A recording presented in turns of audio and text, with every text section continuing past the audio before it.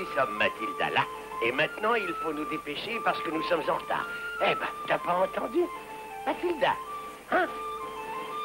Liman est arrivé avec ses bons pâtés tout chauds, tout frais. Oh, qui veut goûter mes pâtés, mes délicieux pâtés de veau, mes pâtés de porc, succulents et parfumés, les savoureux pâtés de Liman. Oh, Seigneur Chevalier, Seigneur! Oh, attends-toi, ne goûterez-vous point mes délicieux pâtés? Non, merci, nous n'avons pas faim. Eh bien, Seigneur, vous aurez faim si vous allez à la pendaison. Il n'y a rien de tel que ça pour aiguiser l'appétit, car vous y allez, je pense. Il y a une pendaison aujourd'hui? S'il n'y en avait pas, il me faudrait 2 semaines pour me débarrasser des pâtés que j'ai fait cuire. Et où a lieu cette pendaison?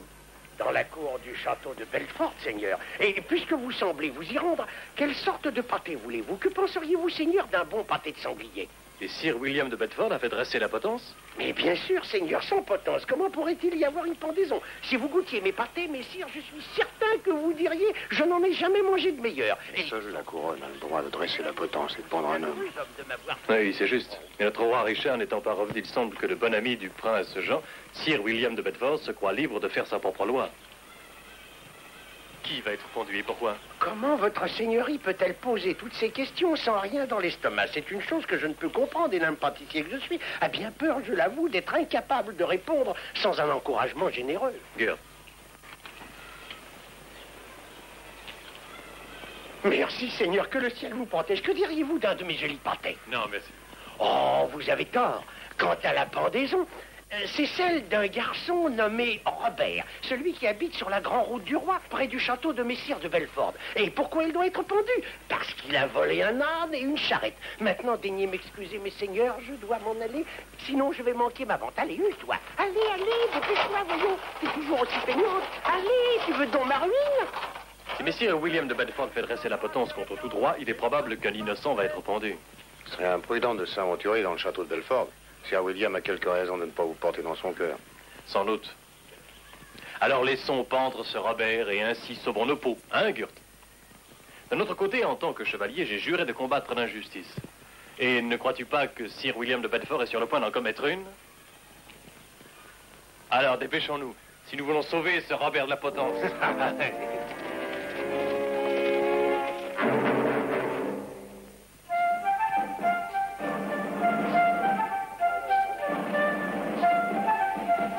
Oui, je pense que la loi ne le permet pas, mais que pouvons-nous y faire?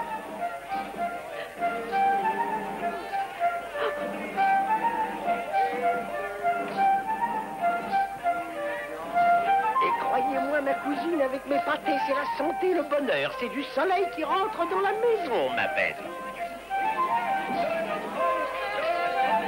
C'est la fièvre carte et tire chassée à jamais. Des oignons, des beaux oignons, qui en veut? Qui veut des beaux oignons? Vous aussi, vous êtes venu? Croyez-vous qu'il y a du monde, hein? Il en est venu de partout.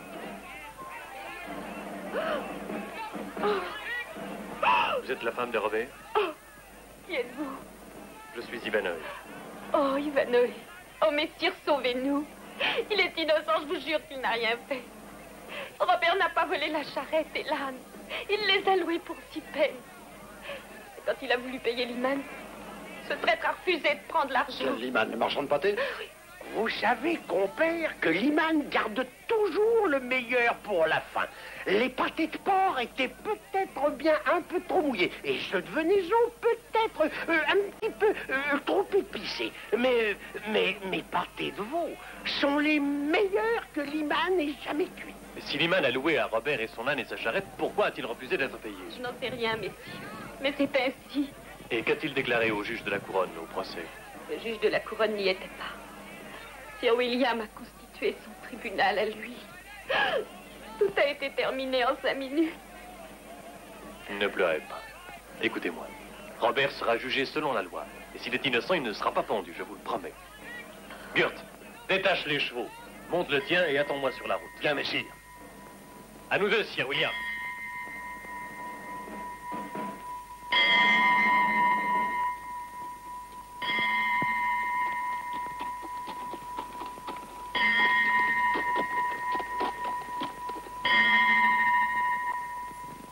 Robert.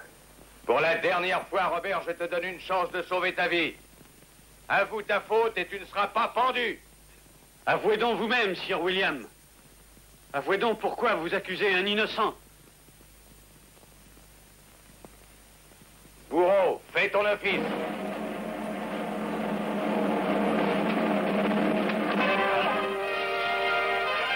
Arrêtez-les, brute stupide!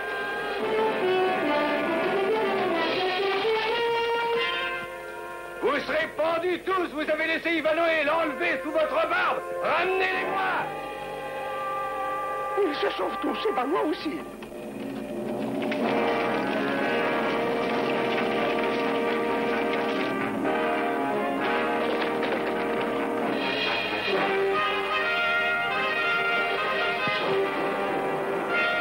Merci. Kurt, mon cheval.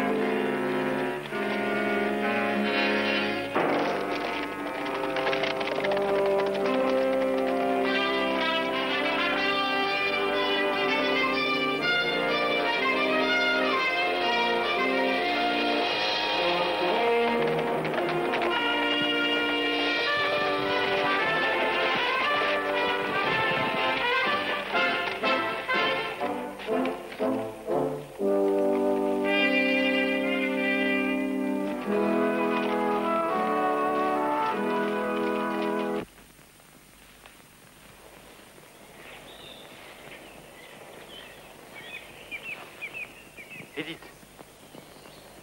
Robert? Edith, par ici. Oh, oh, Robert. Oh, oh, Dieu soit loué, tu es sauf. Je peux pas m'attarder, ils vont venir saisir ma terre. C'est pour ça que Sir William voulait te vendre? Pour la terre? Oui, votre seigneurie. En quoi un lapin de terre de plus peut-il intéresser Sir William? Venez, vous comprendrez.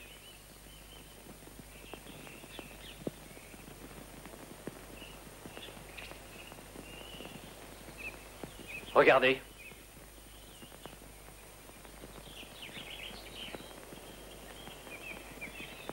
Du charbon.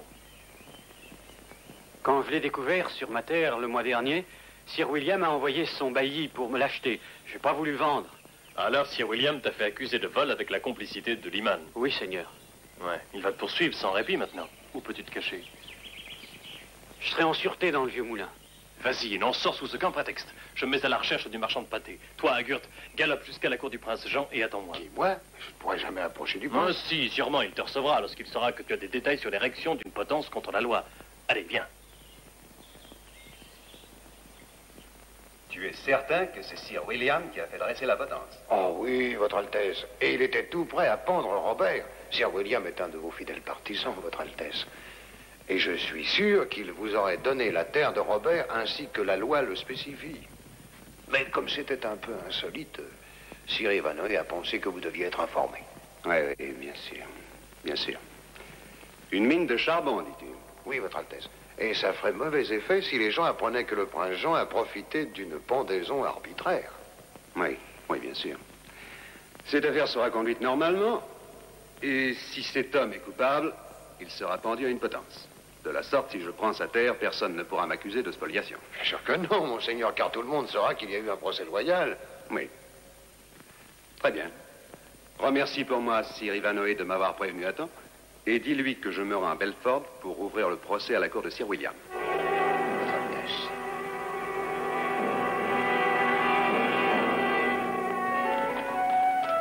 La bienvenue, seigneur chevalier. Il y a des pâtés dans le four, les meilleurs que j'ai jamais cuits. Vous vous en régalerez, foi de Liman.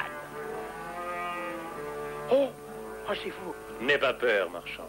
Tu n'as rien à craindre de moi. Ton ennemi est en toi, marchand. Je vous demande pardon. Je sais que ton propre ennemi est en toi-même. Ta langue de vipère est ton pire ennemi. Quoi vous voulez dire? Je parle trop, ma mère le disait toujours. Tu as accusé un innocent d'avoir volé ton âne et ta charrette.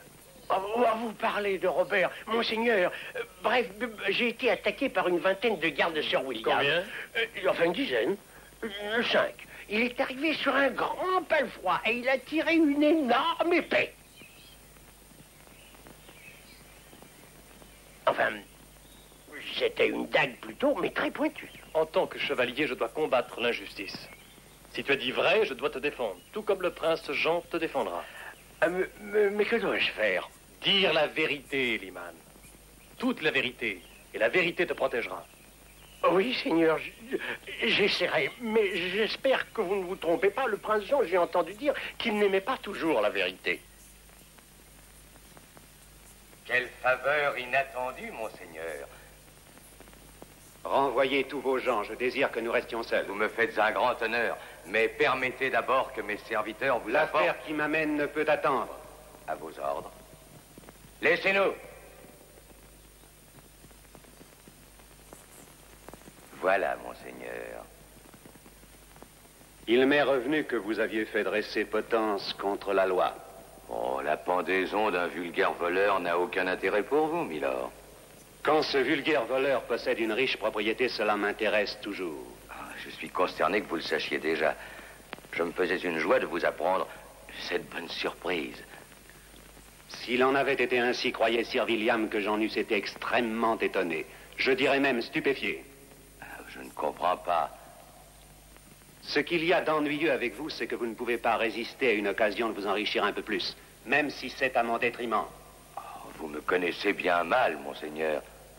Je n'agissais que pour sauvegarder vos intérêts. Si vous n'êtes un fripon, vous êtes un sot.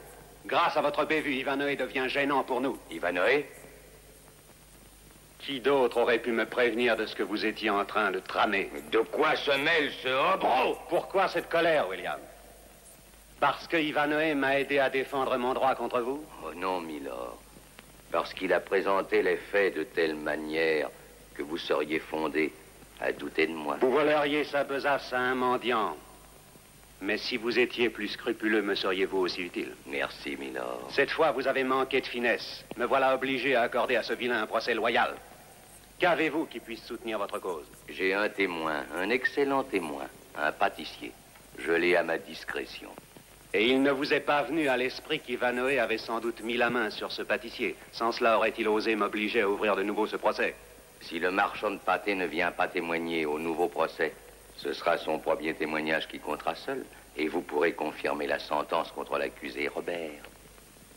Pourquoi ne témoignerait-il pas? Il est possible qu'il ne puisse pas. Il peut avoir un accident. Ma confiance en vous renaît, William. Votre habileté à arrondir vos biens n'a d'égal que votre astuce à trouver des expédients pour les garder. Je suis votre humble disciple et bien peu digne d'un tel maître.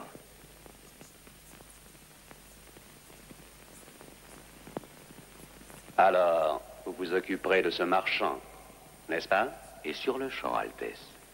Valet, fais venir mon capitaine des gardes. Mes hommes ont l'habitude, il n'y aura pas d'erreur. Nous n'aurons plus d'ennui avec Liman, le pâtissier. J'y compte bien, William.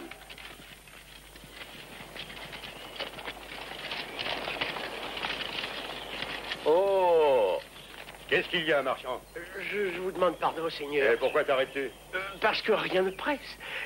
Non, je vais vous dire, Seigneur, les hommes d'armes qui m'ont conduit au procès, c'est du premier que je parle, se sont montrés très amateurs de mes pâtés. Vous n'aimeriez pas les goûter aussi? Ils sont tout frais, Seigneur. Frais? Fraîchement taillé dans une bûche, oui. Oh, je ne comprends pas comment ça se fait. Ils ne sont pas... Ah, ça non. Ils ne sont pas comme ça d'habitude, Seigneur. Ne laisse pas ton cheval piétiner là-dessus et il va se casser une jambe. Et c'est fini, assez bavardé. Nous allons prendre ce chemin à travers bois. Mais il ne conduit pas au château de Sir William. Il nous conduit où nous allons. Allez, avance.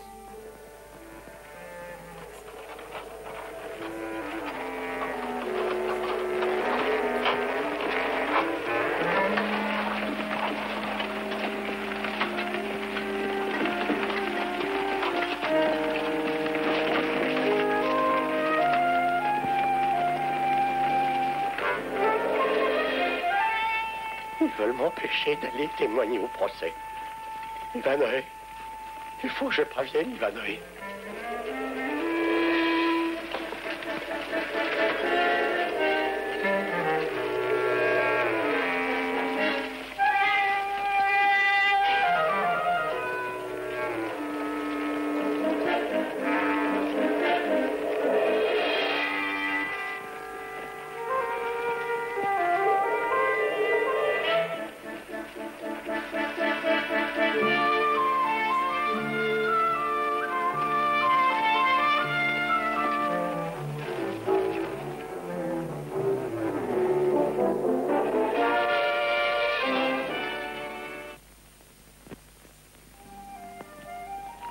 Liman!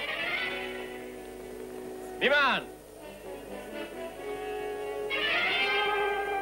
Liman!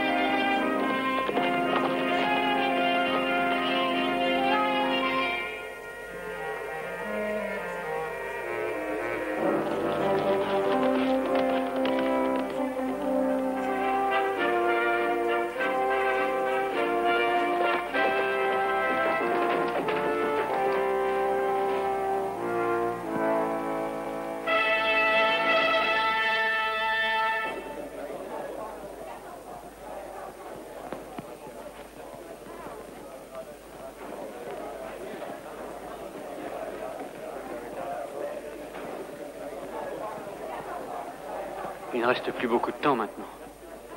Où est Messire Ivanhoe? T'inquiète pas, il sera là. Et Liman avec lui. S'il commence le procès avant que Liman soit là, je suis un homme mort.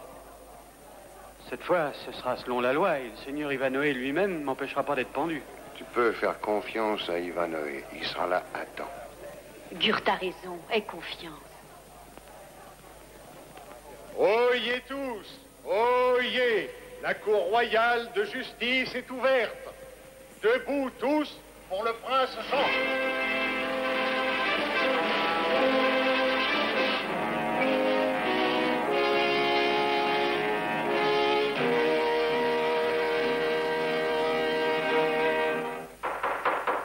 Asseyez-vous.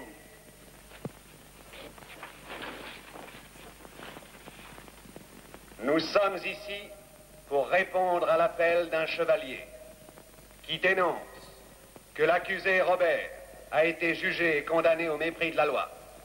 Nous sommes venus dans l'intérêt de la justice. Dans l'intérêt de la justice, nous avons retardé l'heure du procès pour permettre au chevalier Ivanhoe et au témoin Liman de paraître devant vous. Mais l'administration des affaires de l'État réclame notre présence ailleurs, et nous ne pouvons différer plus longtemps. Robert, avance. Avance à la barre de justice. Le procès va commencer.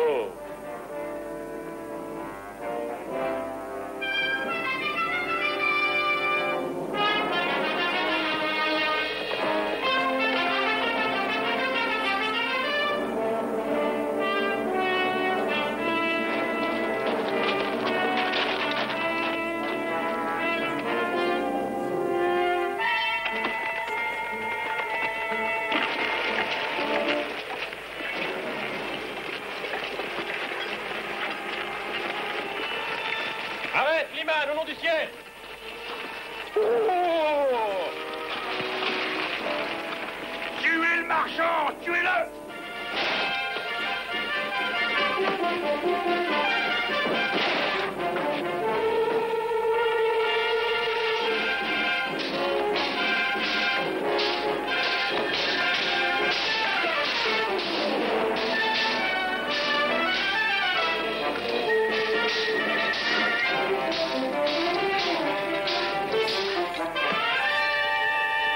Vite, prends cheval!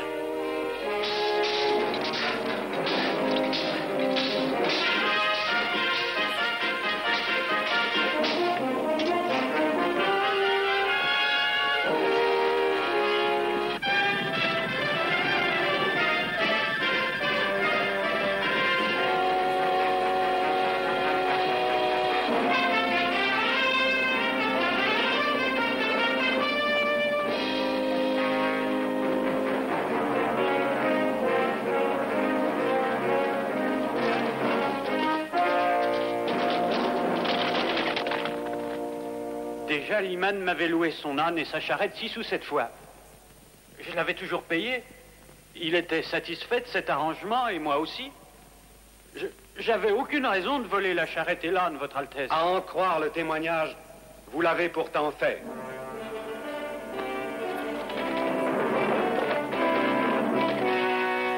Et étant donné qu'il n'y a aucune preuve à l'encontre de ce témoignage, ni aucune raison de douter de sa sincérité, la Cour décide que l'accusé Plaise à la cour.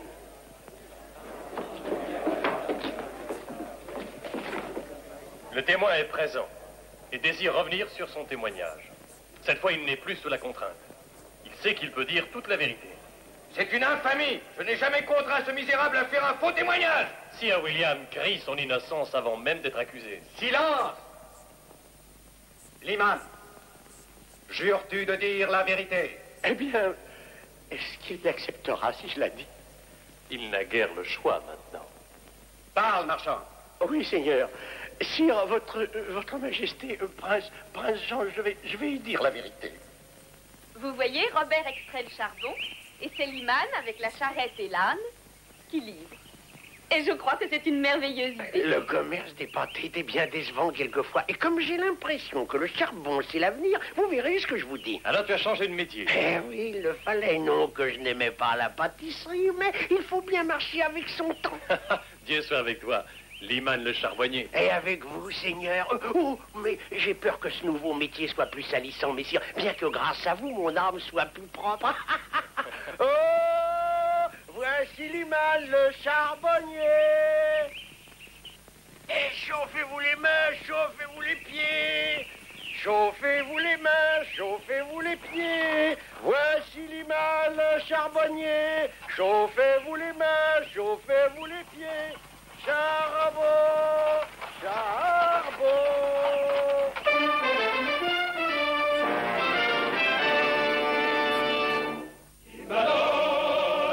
Ivanhoe, parlez-nous, nous faisons et nous chantons. Écrivons à nous la belle des opprimés. Voici nos cœurs, nos lances et nos épées. Ivanhoe, aussitôt que tu parais l'espoir mené, la vue de ton panache blanc effraie les tyrans, le galop de nos coursiers apporte au peuple entier le bonheur et la liberté.